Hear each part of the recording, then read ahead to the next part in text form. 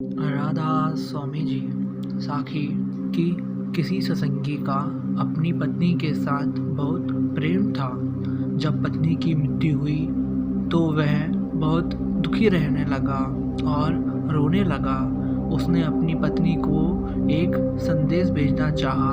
उसने एक कमाई वाले अभ्यासी सत्संगी को अंदर में अपनी पत्नी को संदेश देने के लिए कहा। अभ्यासी सत्संगी पहले ध्यान अंदर ले गया और फिर बाहर ले आया। उस सत्संगी ने अभ्यासी से पूछा, मेरी पत्नी क्या कहती है? अभ्यासी सत्संगी ने कहा कि वह पूछती है कि कौन सा पति?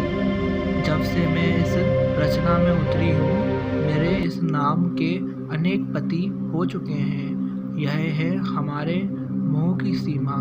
हम सोचते हैं कि ये रिश्ता असली है, मगर सच्चाई यह है कि ये रिश्ते अस्थायी हैं, थोड़े समय के लिए हैं। इन रिश्तों के साथ हमारा कुछ कर्मों या जिम्मेदारियां जुड़ी हैं।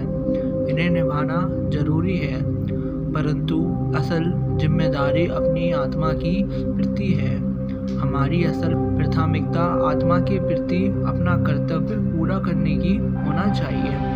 हमें हमारी आत्मा को दूसरी हर चीज़ से अधिक कीमती और महत्वपूर्ण समझना चाहिए। इसलिए अपनी आत्मा के उद्धार के लिए खूब भजन सिमरन में सेवा करना चाहिए। सूरमा वही है, मन और इंद्रियां जिसके वश में हैं, क्योंकि अंदर तरक्की उसी मात्रा में अधिक होगी जिसकी मात्रा में दोनों वश में होंगे। सिमरन बाहर भटकते मन को अंदर में लाता है और शब्द उसे ऊपर की ओर खींचता है। हमारे अंदर अटूट भंडार है, वह परमात्मा खुद हमारे अंदर है। जो अंदर जाता है वही इसका अनुभव करता है और लोगों को तो इनका अनुभव तक नहीं है। पेड़ और चिड़िया की कहानी। एक नदी के किनारे दो पेड़ थे।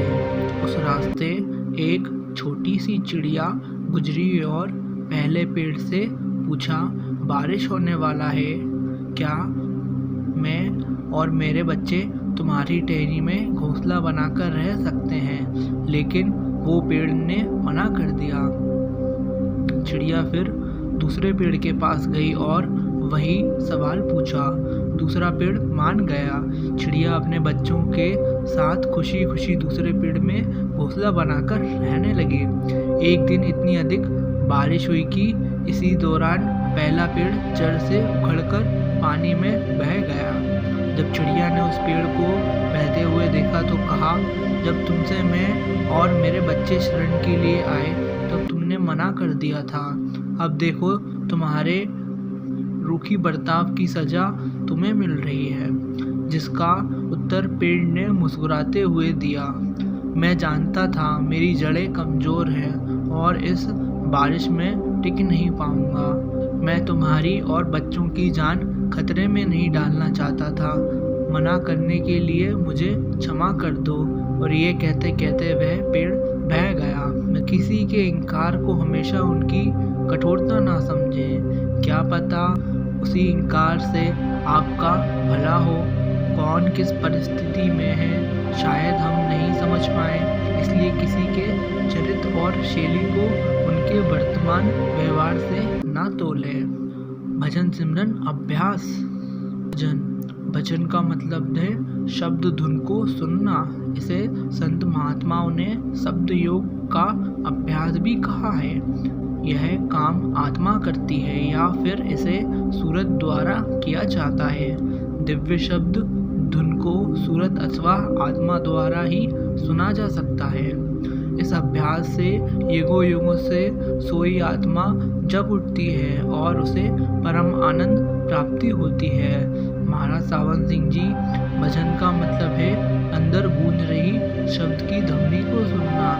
भजन करते समय अगर अंदर भी कुछ सुनाई नहीं देता तो भी अंदर की इस खामोशी पर ध्यान टिकाए रखना और साथ ही मन में शब्द धुन को सुनने की ललक बनी रहनी चाहिए। अभ्यास द्वारा धीरे धीरे सुरत यानी आत्मा की सुनने की शक्ति जागृत हो जाएगी और हम शब्द धुन सुन पाएंगे। भजन में बैठे कुछ सुनाई दे या नहीं, पर बैठना जरूरी है। शब्द धुन सदा मौजूद है, पर मन को शब्द धुन सुनने का अभ्यास करना पड़ता है। हमें भजन के लिए बैठने की आदत डालनी है। यही तरीका है जिससे हम शब्द की सूक्ष्म ध्वनि को सुन सकेंगे और इससे प्रेम करने लगेंगे। चाहे 1 मिनट, चाहे 2, चाहे 5-10 मिनट की सूरत लगे, चाहे थोड़ी देर सी धुन सुनाई दे, तो भी सचखंड में आपकी कमाई की खबर पहुंचेगी की प्रार्थना कर रहे हैं। राधा स्वामी जी। आशा करता हूँ ये वीडियो आपको अच्छी लगी हो तो वीडियो को लाइक कर दीजिए एंड चैनल को सब्सक्राइब कर दीजिए। राधा स्वामी जी।